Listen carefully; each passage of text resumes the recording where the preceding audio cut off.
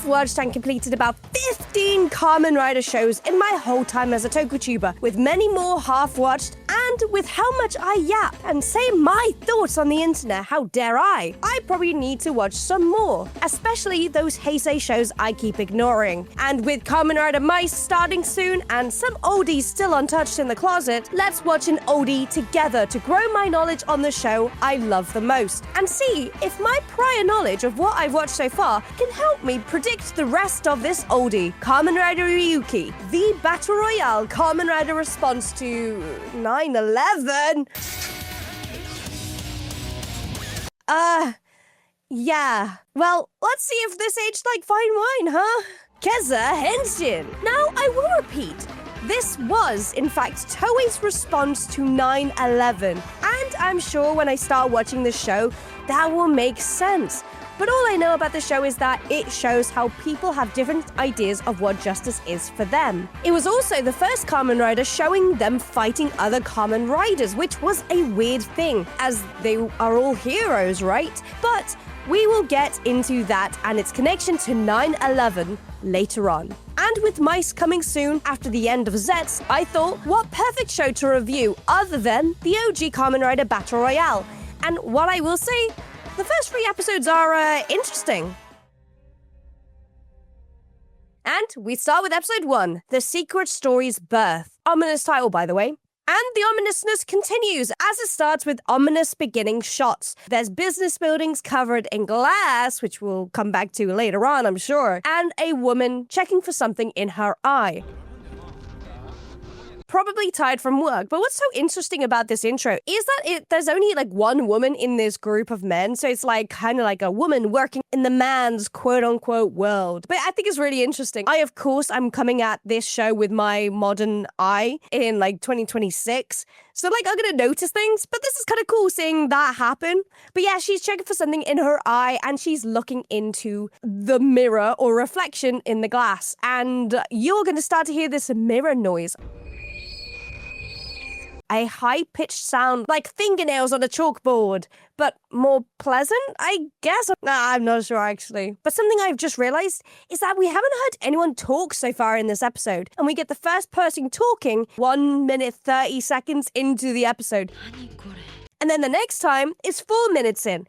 It kind of is like cinematic and dramatic, and I kind of love it. It really shows that this show is about that mystery, and I can't wait to see more of it. But then, in the reflections, we see a monster crawling on the scene, and these are the monsters of the show. I started calling them like mirror beings, I guess, but apparently they're like just mirror monsters. Imaginative storytelling, guys. Well done.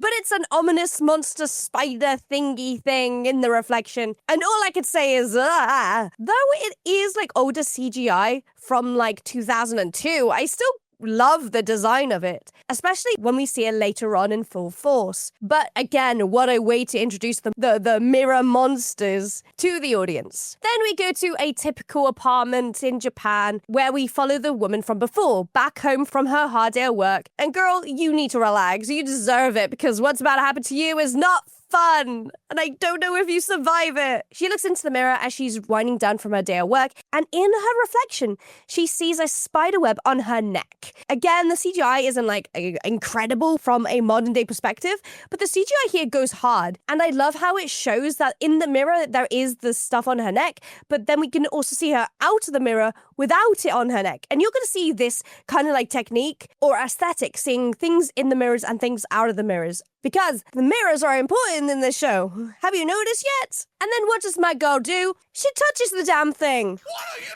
doing? Honestly, if I saw this in my mirror, I am replacing the mirror. And even if it doesn't get rid of it, I just won't have mirrors in my house. Someone later actually has the better idea for this, but like, dude, this is crazy. She goes towards it, touches it, and the spider comes through the mirror. Again, I'm throwing it out of the window. I'm ignoring the 7 years bad luck. Just get it out of my house. Run, bitch! Run! But then the spider monster crawls into the room with 2 claws, grabs her, and sucks her into the mirror. Maybe I should rephrase that. sucking in, you know what I mean. She gets taken into the mirror and we never see her again, though she does catch the attention with her scream of two mysterious people, a man and a woman. He then rushes off to Henshin in the shade, so we don't see the reveal just yet, and off we are to the opening. A great way to show here's the concept, here's the intrigue, now let's go. And it only leads to a banger opening with the synths and I think the xylophone, maybe I'm wrong about that, do not come at me in the comments, along with the breaking of the glass reveal. And this is just the meme, isn't it? It's just the meme of the breaking of the window turning into something else. I love that. But now that I've seen the show, I'm like, it makes so much sense. There's so many visuals of reflections, mirrors, sparks, breaking. I actually just really like the visuals of this, as well as the song too. Even like the visuals of like having that frequency or scratched out eyes.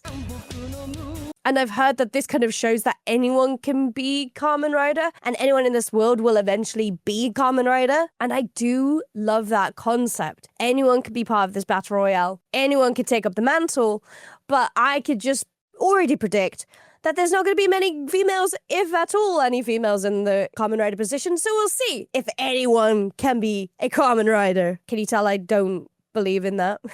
And of course, I've seen this visual of the guy with the cape so many times as a GIF. It's crazy. I've seen this guy so much without actually seeing Ryuki, but I'm glad I'm here now to watch it. But also, when was this made? 2002. That makes sense. The visuals, the sound design, just the general music, but also the fact that there's the voice of Ash Ketchum in this intro as well. It is, of course, Rika Matsumoto singing this intro. They just continue to give and to give, don't they? I love them in Boom Boomja, and I'm glad I can consume more of their media, even if it's just the intro. Then we cut to the logo shot of the Kamen Rider Ryuki design, and I actually just love this logo. I think it's so cool. Moving on, we get some subtle foreshadowing and environmental storytelling of corruption in the police force and media. I mean, this is got to be something that continues throughout our lifetime, I think. And just having this there shown on like the phone of the screen and just hearing general conversations being had between different characters is really, really cool of a way to introduce the concept, the conflict. I really like it.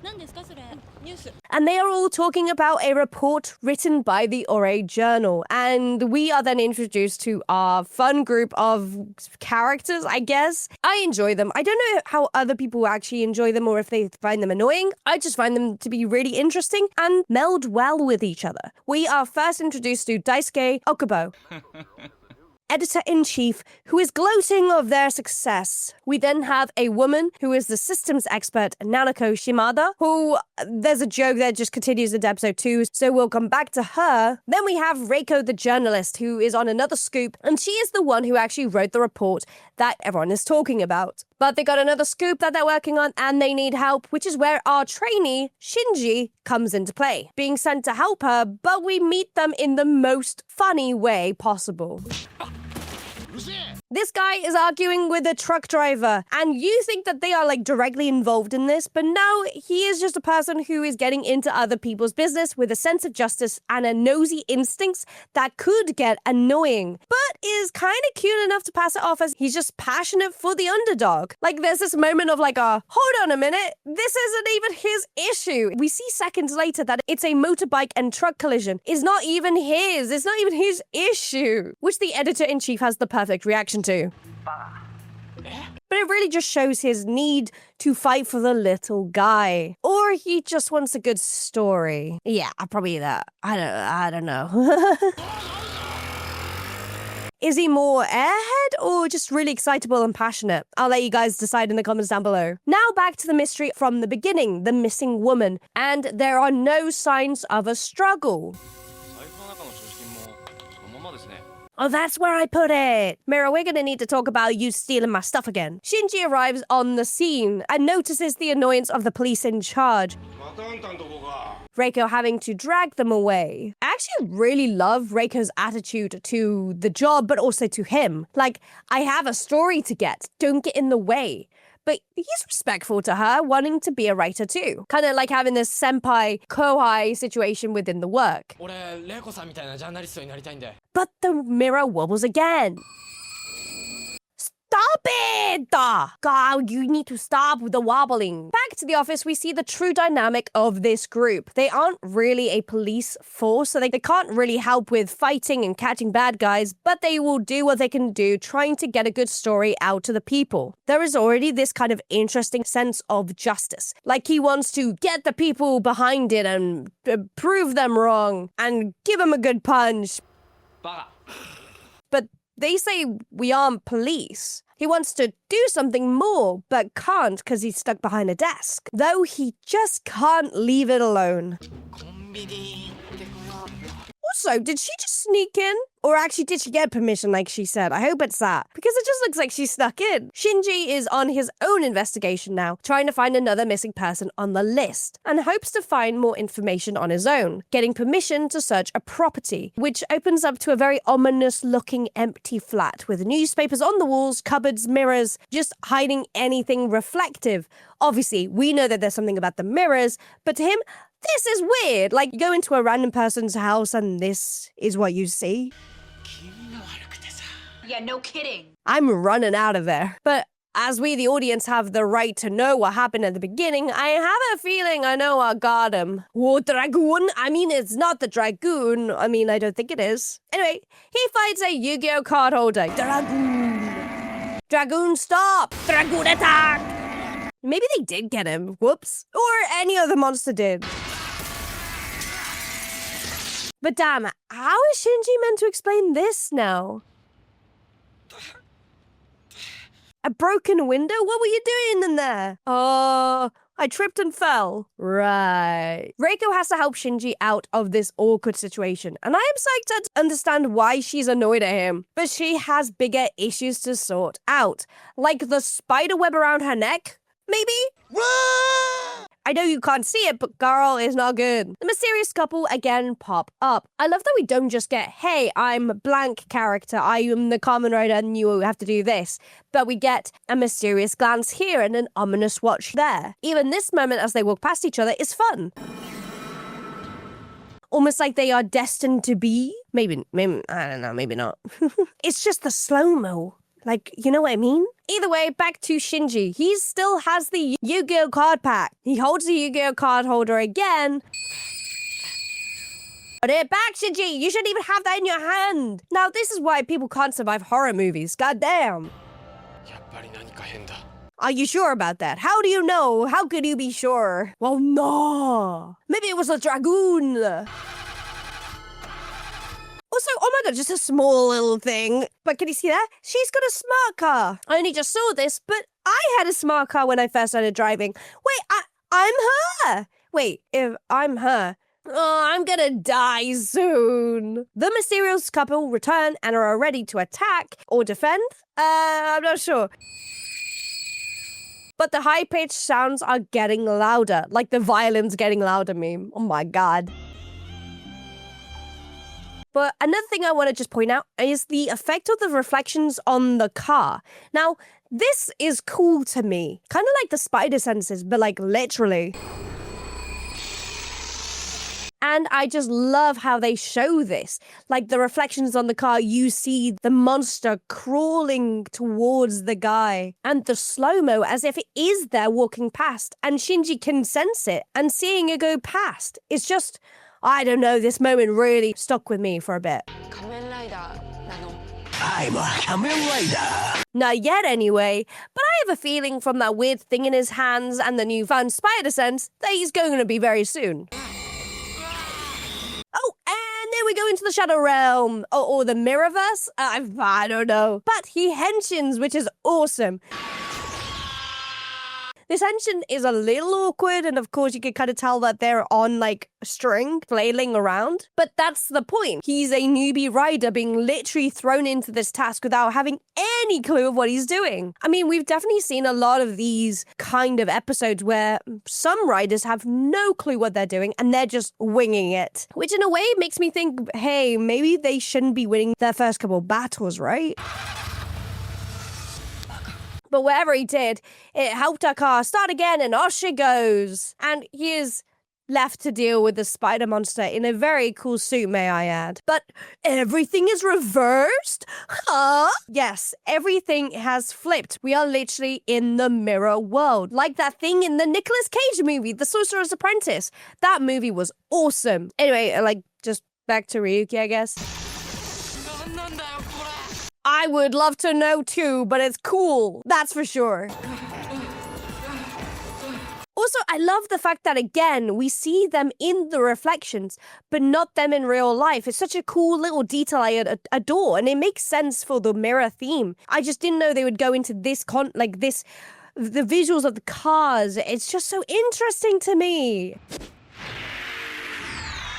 But the mystery man Henshins, and I've noticed something about it. Have they literally just kind of like stood in front of a window reflection and then just photoshopped a PNG on top of them? Is that what I'm seeing? Huh. Interesting. I mean, I like the concept that they have to henshin in the mirrors and the reflections, but the CGI of this is kind of interesting. But this is, of course, the start of that kind of CGI being added in slowly and seeing what works and what doesn't work. But this, for me, is a bit weird. But the actual entering of the mirror world, I kind of dig that element. That's cool. Also I love the idea that he's like, ooh, get my bike, Dark Wing, which looks super Kiva before Kiva, by the way, and just driving really chill. And then Shinji is just like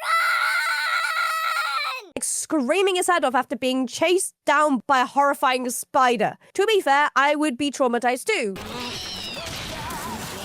Oh, nice. Next time I need to kill a spider, I know exactly what to do now. But I need to find a motorbike. Also, why is this bike so complicated? The cover goes up, a power-assisted chair pushes you up. Like, how old am I? I mean, I am almost 29, so maybe I need this soon. But like, this is crazy. This is also a time to have a look at the suits. I like that there is this sort of night kind of aesthetic that's so clear in the suits. And I'm sure as we get more riders driving in, we will see more of this aesthetic. I'm sure they'll get more colorful as we go throughout the shows. But actually, also thinking about this, 2 riders straight away from the get-go. What a treat. Also, all the suits start black or darker colors? Interesting. Oh, it's because he hasn't made a contract. I got you. I'm on it. I'm on it. Wait a minute. You kind of look like Jeremy before Jeremy was Jeremy from King Oja, so you are now dubbed Jeremy the Spider. Again, we get some like great environmental storytelling, I guess, through watching this mysterious guy using the powers, and our boy Shinji working out the suit and the powers, not through someone just saying, do this, then do that, which is a startup trope for many Kamen Rider shows I've seen, but I do love this for our main character. He isn't dumb, he's just excitable and a little clumsy, but he can also work things out on his own. Though he also doesn't know what is still happening. But we are doing stuff, though I do love his passion and forward thinking, like... I hope I run into battle like this. But this also just leads to... I mean, what you would expect. You can't hate his attempt to help. Our Senpai Rider goes ham though, getting the Cape of Darkness out to Rider Kick. Or spiral into the spider as he rises from the ashes after. The flames go hard and the crackle of the fire. Oh, love that. Though thinking about it, it may be a bit overkill for a spider in the house, but this seems to work wonders for Kamen Rider. Maybe I shouldn't buy that motorbike anymore. But after this works, of course, there are many, many, many questions from our main character to our senpai.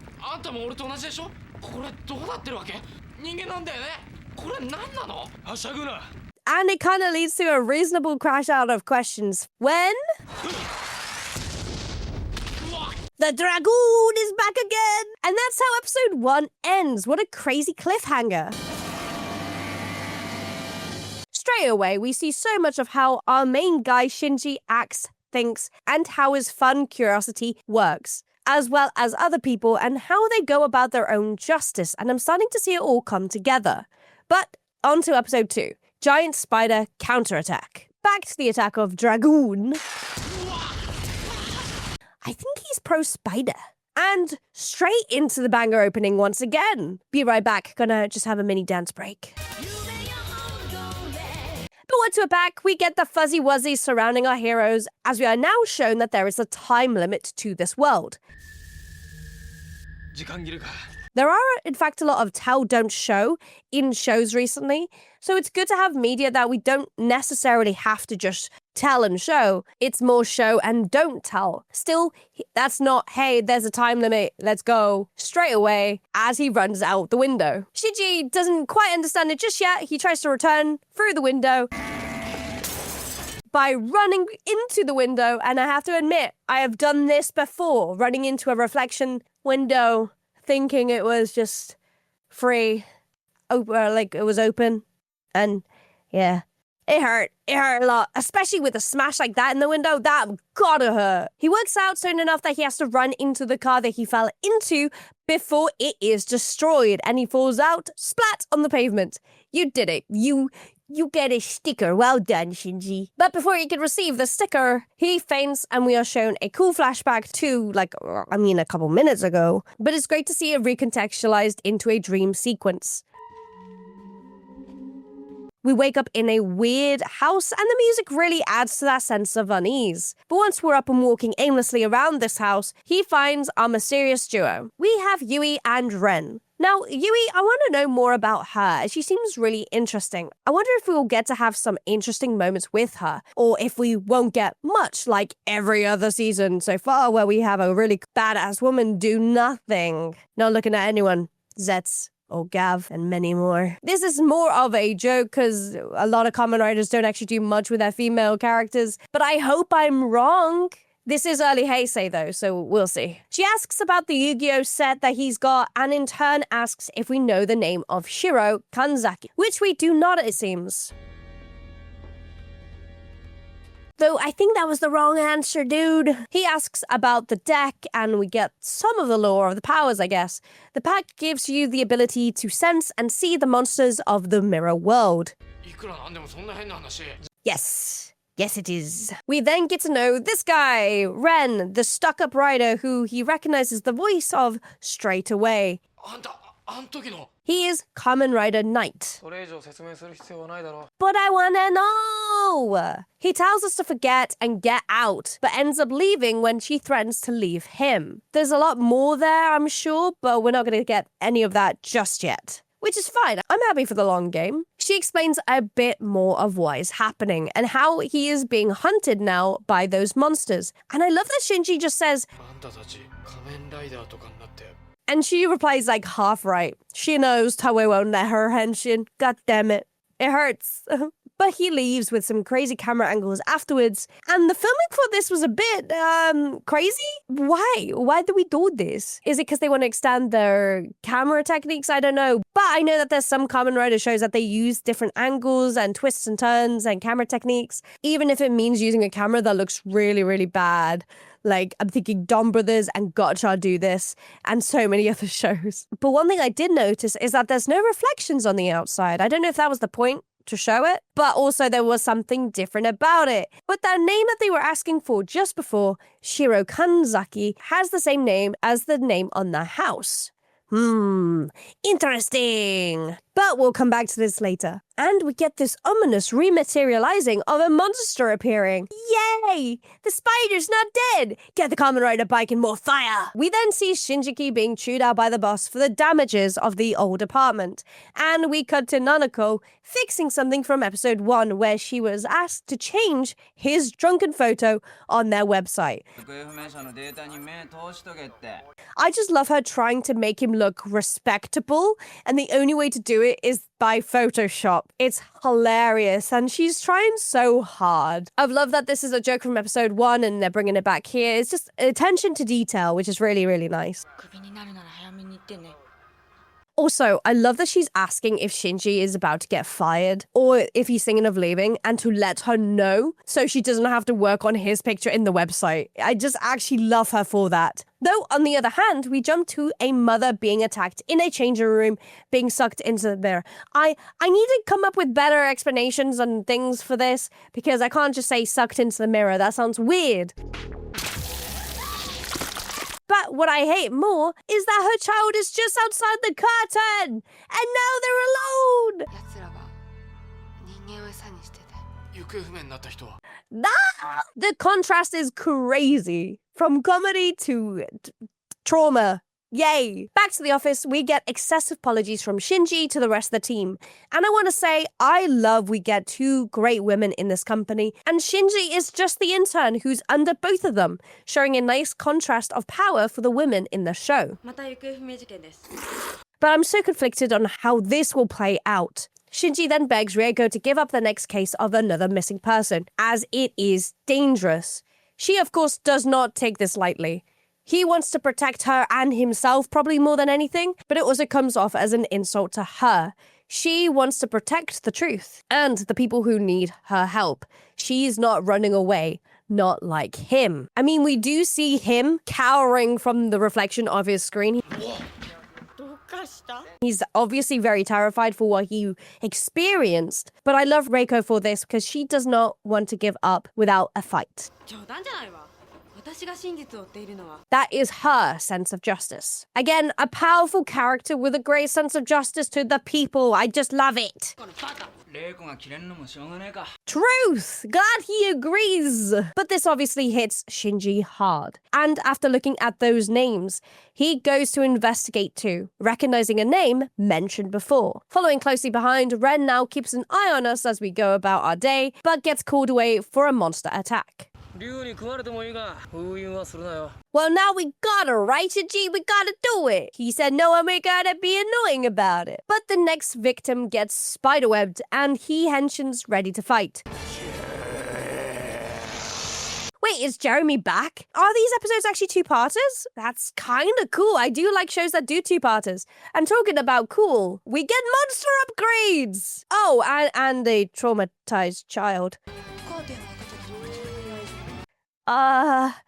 Don't worry, we'll save your mum.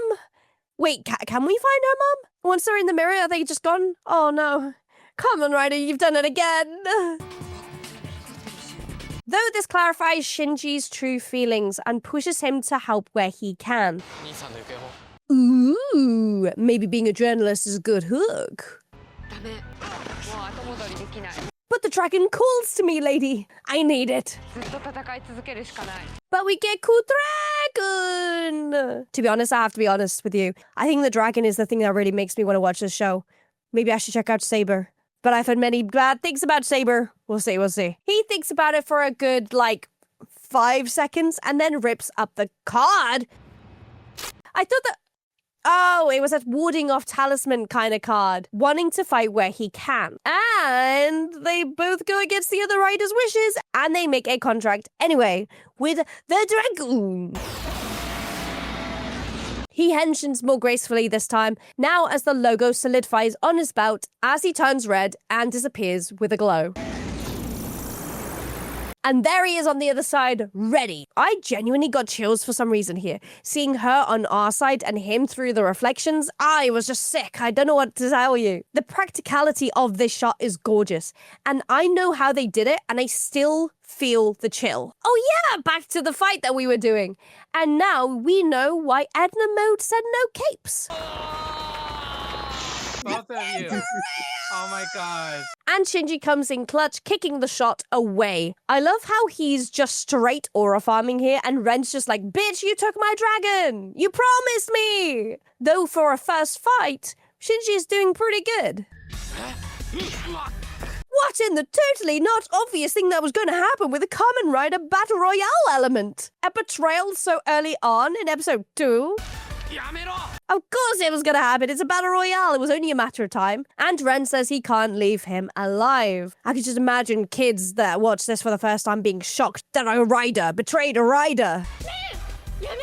The Throughout this fight, our girl has been desperately trying to see through the window reflections to keep up with the fight. And I have this really funny idea that in canon in this world, people just watch her shouting at reflections and mirrors, and they're like, have no idea what she's doing.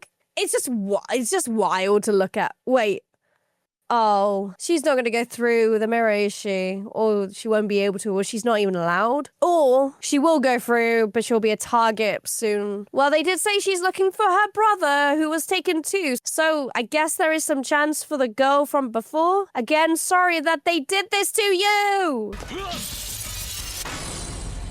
And there ends episode 2. Before we get into episode 3, please let me know if you like this kind of video. More review and commentary than just plain reactions. I'm hoping to do more 3-episode reviews on shows I have never seen before, and also maybe, if people enjoyed them, do a final review on the shows I complete. So do let me know what you think. Subscribe and give the video a like. Thank you, and let's continue with the final episode for this video. Episode 3, School Ghost Story. Oh yeah, straight away, betrayal, and a woman shouting at a window. Not weird at all. You continue to do it, girl. But Ren goes for the duplication jutsu, and we get, I think, a reuse of the sword receiving shot from before, and the attack continues to escalate.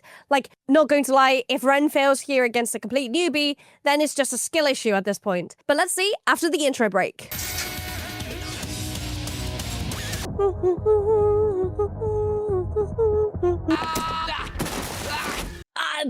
Now that's a low blow, dude. Cocky too.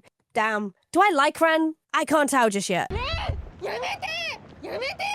Oh my god, no way. I was right. I am writing this as I go along with the episodes, and this is hilarious. That's so soon after I literally said, hey, it'd be really funny if she's just shouting at the reflection and people are looking at her like, you're crazy, and it happens. That is wild. Or I am just so good at predicting things, and I'm socially literate. Yeah. But back to the show and everything. She does seem a little crazy here. And with that final punch, Ryuki falls down to the ground.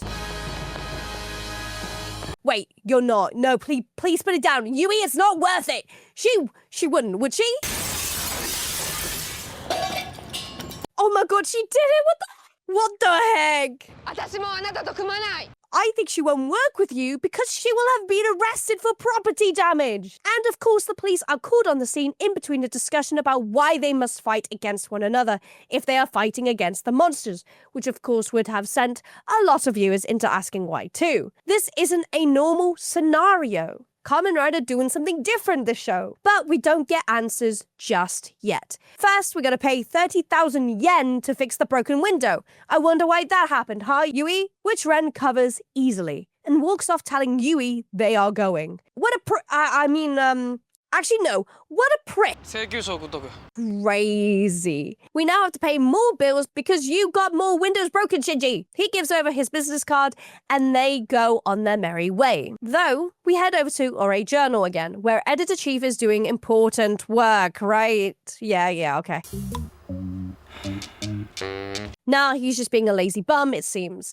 And Shinji stumbles in late and trips over his words and even his chair. The females in this group really feel stable. Even Nanako, who in her own way is stable and just a little different. But the men just feel flaky. It's an interesting concept, to be honest, that we later see more in full force. The comedy of this group is just great. And this reaction to his statement is so funny. それはぜひ聞かせてもらいたいもんね All asking, is that so? While placing their hands on his head and shoulders. Even Nanako getting involved with a mini pinch.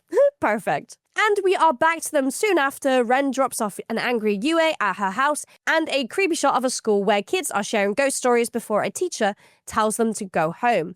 And we hear that familiar mirror sound once again. A new victim has been chosen.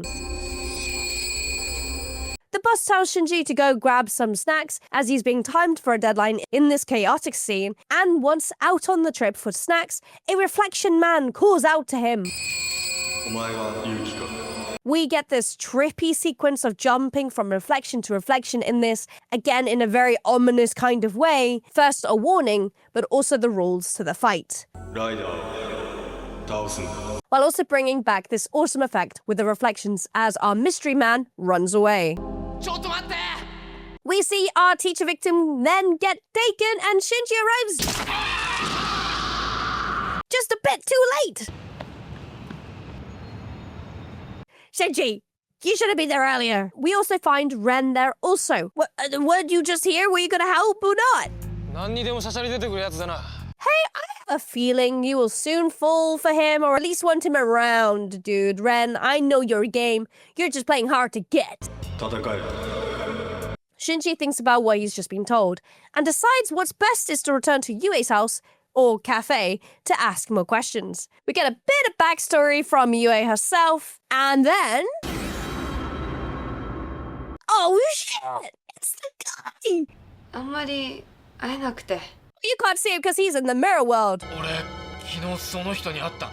Maybe don't just say that off rip, dude. But that adds to the mystery. Why is he there? Why was he talking to me last night through a window reflection? カードデッキ作ったのはお兄ちゃんだから What? We get a flashback to her childhood where she saw monsters in the reflections even then, but no one believed her except her older brother. But he was taken away soon after. Rather forcefully, if you don't mind me saying. Yeah! This doesn't seem healthy. Why? But this flashback ends with a shot of her behind a caged window.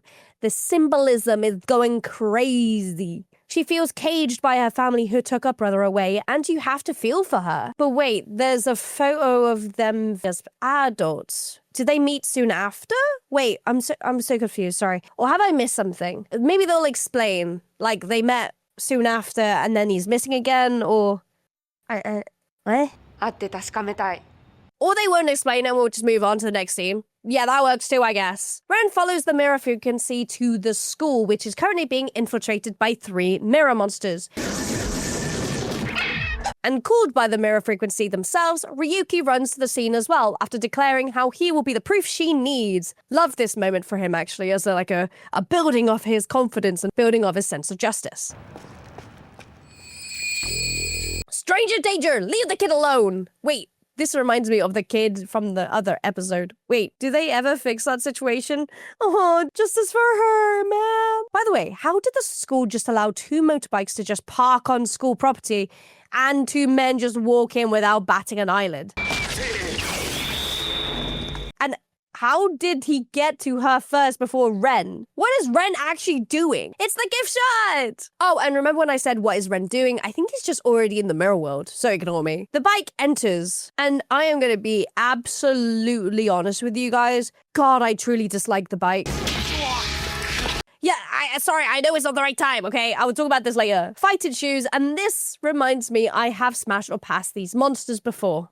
Oh my god, I can't believe I remembered it from the Smash or Pass video. But Shinji, on the other hand, remembers this attack from Ren and learns from it, dodging the attack. Glad he's doing better at this hero thing than I am. Because I'm just remembering who I smashed or passed. God. Priorities, am I right? He calls forth upon the dragon spirit to have punching gloves, I guess, to explode one of the monsters successfully with a dolly zoom to celebrate. But before he can relax, he hears a scream. He untransforms and rushes in from the front door. And all I can say is I love the mirroring in this show. You will hear me say this a lot.